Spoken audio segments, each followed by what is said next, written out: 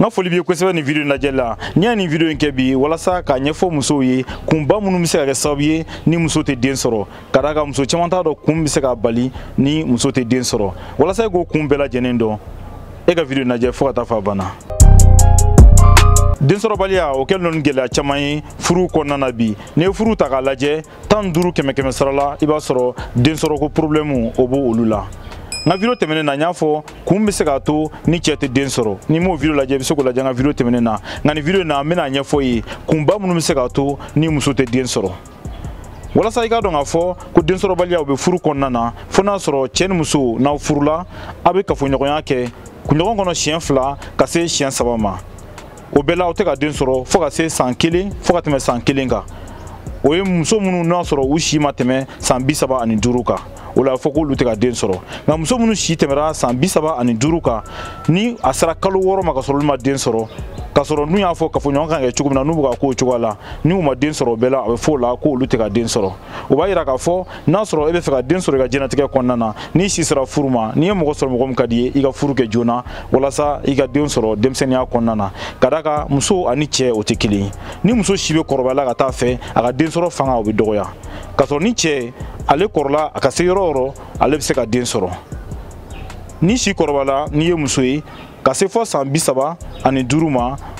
ka yele o sanfɛ iba ka fo den soro fanga bise ka doya ibe sura menopause la wala sa e ka kisho ma e ka furu ke jona e ka den soro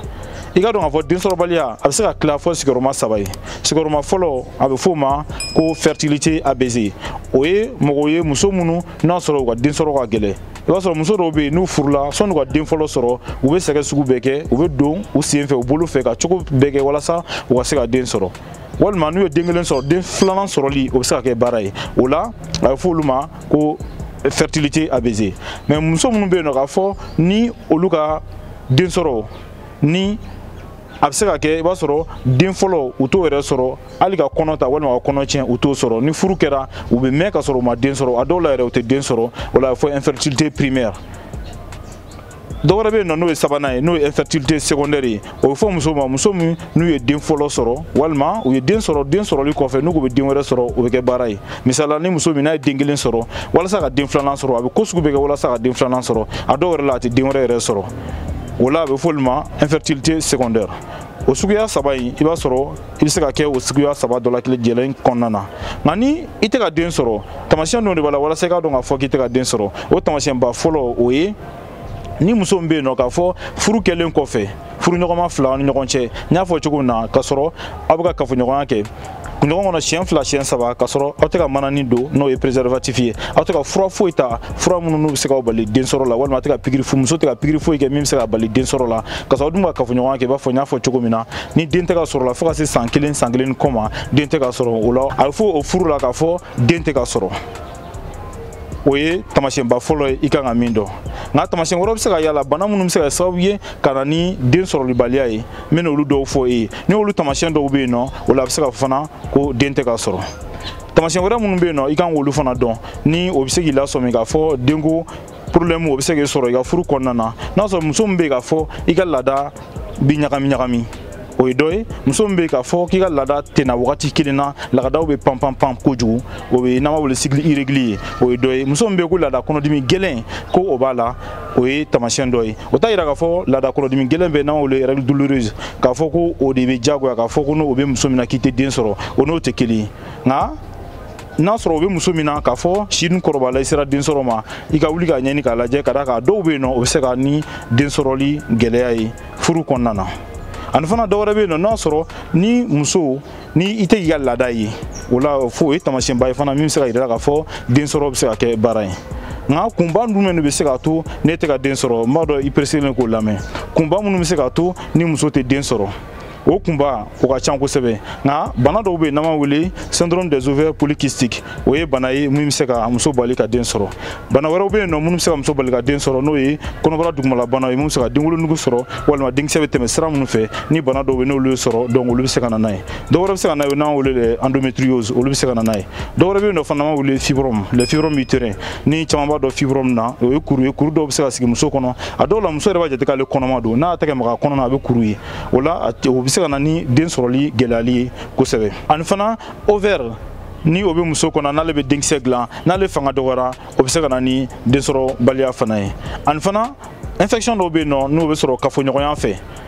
n'o be sɔrɔ banakisɛ dɔw fɛ n'an b'a wele chlamydia walima gonorrhée ni a be sɔrɔ banakisɛ fɛ n'o tɔgɔ ye Neisseria gonorrhée o fana be se k'a kɛ ninnu ye kunbaw ye nka kunba wɛrɛw be yen nɔ fana minnu be se ka kɛ facteur favorisant ye minnu be se k'i surunya densɔrɔbaliya la kosɛbɛ o dɔ ye mun ye ni si be kɔrɔbalen na ka taa fɛ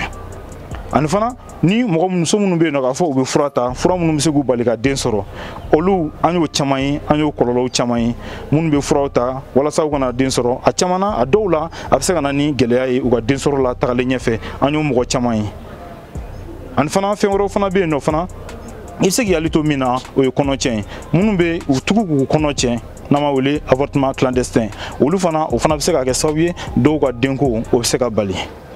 fɛn wɛrɛw be yen nɔ minnu fana be se ka den sɔrɔli fana bali ni o ye facteur favorisant ye muso minnu be yen nɔ k'a fɔ u be cigarette min walima muso minnu be yen k'a fɔ u be gulɔ min walima drogue walima fɛn o fɛn n'o ye excitant ye ko i b'o min olu be se ka kɛ sababu ye ka den sɔrɔ k'o gɛlɛya o t'a yira k'a fɔ muso minnu b'olu kɛ ko diyagoya k'u tɛ den sɔrɔ n'i y'o fɔ dɔ bɛna fɔ sisan k'ale b'o min ko bɛɛ la ale ka den sɔrɔ mɔgɔw tɛ kelen ye kodanko ma o bɛ na ni magosa ye mɔgɔw tɛ kelen ye nka ne mɔgɔ min bɛ yen k'a fɔ e tɛ ka den sɔrɔ e k'i mabɔ ninnu fɛn ninnu na kosɛbɛ walasa a bɛ se ka den sɔrɔ nɔgɔya